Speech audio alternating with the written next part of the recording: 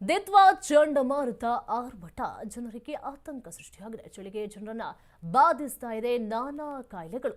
3-4 ದಿನದಿಂದ ಆಸ್ಪತ್ರೆಗೆ ತೆರಳ್ತಾ ಇದ್ದಾರೆ. ದಿತ್ವಾ ಚಂಡಮಾರುತದಿಂದ ಆರ್ಭಟ ಶುರುವಾಗಿದೆ. ಜನರಿಗೆ ಆತಂಕ ಶುರುವಾಗಿದೆ. ಚಳಿಗೆ ಜನರನ್ನ ಬಾಧಿಸ್ತಾ ಇದೆ ನಾನಾ ಕಾಯಿಲೆಗಳು. 3-4 ದಿನದಿಂದ ಆಸ್ಪತ್ರೆಗೆ ಹೋಗಿ ಬರ್ತಾನೆ ಇದ್ದಾರೆ.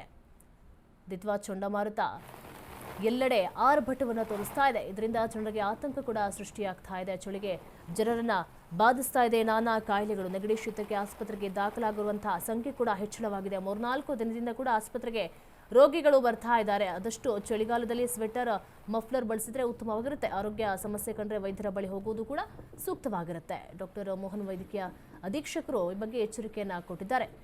ಚಳಿಗೆ ಜನರನ್ನ ಬಾಧಿಸ್ತಾ ಇದೆ ನಾನಾ ಕಾಯಿಲೆಗಳು ಎಲ್ಲ ಕೂಡ ದಿತ್ವಾ ಚಂಡಮಾರುತದ ಎಫೆಕ್ಟ್ ಆಗಿದೆ. ಹೀಗಾಗಿ ರಾಜ್ಯದಲ್ಲಿ ಕಟ್ಟೆಚ್ಚರ ವಹಿಸಬೇಕು. ನೆಗಡಿ, ಶೀತಕ್ಕೆ ಆಸ್ಪತ್ರೆಗೆ ದಾಖಲಾಗುವವರ ಸಂಖ್ಯೆ ಕೂಡ ಹೆಚ್ಚಳವಾಗಿದೆ.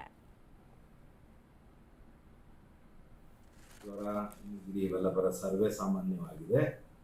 ಈ ಸಲ ಏನು ವಿಶೇಷತೆ ಅಂದ್ರೆ ಈಗಾಗಲೇ ನವೆಂಬರ್ಲಿ ಅಷ್ಟು ಚಳಿ ಇರೋದಿಲ್ಲ, ಡಿಸೆಂಬರ್ಲಿ ಚಳಿ ಬರ್ತದೆ.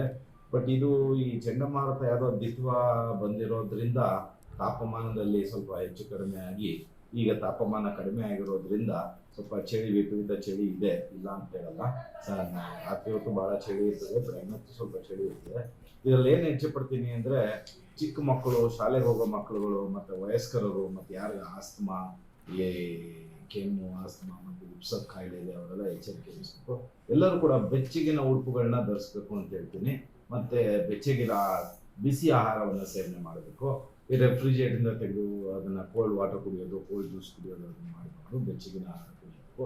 ಆದಷ್ಟು ಈ ಥರ ಆಸ್ತಮಾ ಮತ್ತೊಂದು ಈ ಶ್ವಾಸಕೋಶದ ಕಾಯಿಲೆ ಇರೋರೆಲ್ಲ ಬಿಸಿ ನೀರನ್ನು ಸೇವನೆ ಮಾಡಿದರೆ ಒಳ್ಳೆಯದು.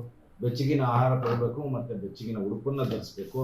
ಅವಶ್ಯಕತೆ ಇದ್ದಲ್ಲಿ ಮಾತ್ರ ಓಡಾಡಲಿ, ಇಲ್ಲ ಅಂದರೆ ಓಡಾಡದೆ ಮನೆಯಲ್ಲಿರೋದು ಸೂಕ್ತ. ಯಾಕೆಂದರೆ ವಯಸ್ಕರಿರೋದು ಅಥವಾ ಶಾಲೆಗೆ ಹೋಗದೇ ಇರೋ ಮಕ್ಕಳು, ಚಿಕ್ಕವರು, 5 ವರ್ಷಕ್ಕೆ ಕೆಳಪಟ್ಟ ಮಕ್ಕಳು ಅಥವಾ ಒಂದು 70 ವರ್ಷದ ಮೇಲ್ಪಟ್ಟವರು, ಈ ಥರ ಸಮಯದಲ್ಲಿ ಅವಶ್ಯಕತೆ ಇದ್ದರೆ ಮಾತ್ರ ಓಡಾಡಲಿ, ಇಲ್ಲಾಂದರೆ ಮನೆಯಲ್ಲಿರೋದು ಸಾಮಾನ್ಯ. ಯಾಕೆಂದರೆ ಎ ಸಿಯಲ್ಲಿ ಹೋಗೋದು, ಮೆಟ್ರೋ ಇರ್ಬೋದು, ಎ ಸಿ ಬಸ್ಸಲ್ಲಿ ಇರ್ಬೋದು, ಒಬ್ಬರಿಗೆ ಜ್ವರ, ಕೆಮ್ಮು, ನೆಗಡಿ, ವೈರಲ್ ಇನ್ಫೆಕ್ಷನ್ ಅವರು ಮತ್ತೊಬ್ಬರಿಗೆ ಹರಡೋ ಸಾಧ್ಯತೆ ಇರೋದ್ರಿಂದ ಅವರು ಆದಷ್ಟು ಓಡಾಟವನ್ನು ಸೀಮಿತಗೊಳಿಸ್ಕೋಬೇಕು ಅಂತ ಹೇಳ್ತೇನೆ. ಮತ್ತು ಏನೂ ಇಲ್ಲ, ಎಲ್ಲರಿಗೂ ಆಸ್ಪತ್ರೆಯಲ್ಲಿ ಇದು ಸರ್ವೇ ಸಾಮಾನ್ಯವಾಗಿ ಚಳಿಗಾಲದಲ್ಲಿ ಬರುವಂಥದ್ದು ಕಾಯಿಲೆಗಳು.